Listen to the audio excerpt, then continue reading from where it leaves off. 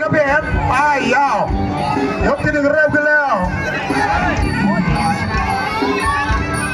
เพลงนี้คุณหมอชอบร้องตามคุณหมอชอบร้องตามมากเพลงนี้เอาป่วยแม่เรียบร้อยเลยป่วยแม่เอาเอกอีกวันนี้ตีแดงอีกทีนั้นโอ้เลยโอ้แล้วก็ในทีมงานสอนแสงไทยขอบคุณพี่ฮัมและทีมงานสอนแสงไทยส่งเข้าประกวดมาปาหัมใจเย็นๆค่อยๆขยับไปปาหัมภาษาบ้านเฮาเราเป็นแก้ส่งนี่ปาหัมนี่ก็มาเสียแล้วมันแก้ส่งมาแบบบอกเนียนแล้วแสงชัย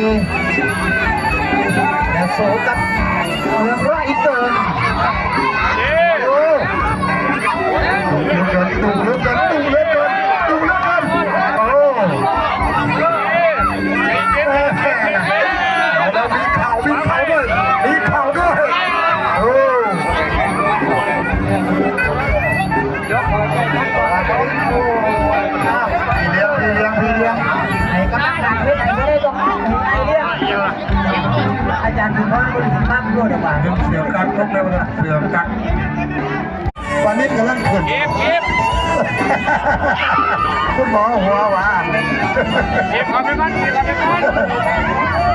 เอาแล้วสอนได้แล้วโคนเชียร์แล้วเริ่มเชียร์แล้วไอ้เหี้ยอุ้ย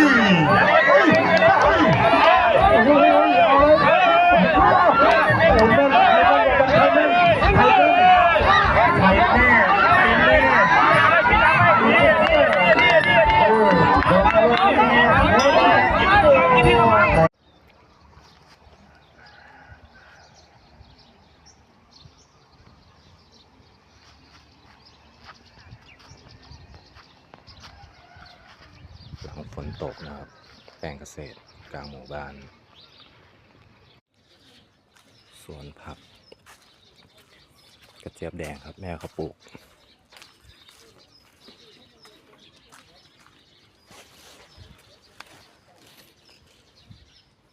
แปลงผักยามเย็นนะครับสวนผักออร์แกนิกนะครับบ้านหนองพึ่งนะครับอำเภอบ้านสนชัยยโสธรอันนี้ฝนไม่ตกนะครับอันนี้เป็นผักกุยช่ายผักแป้ง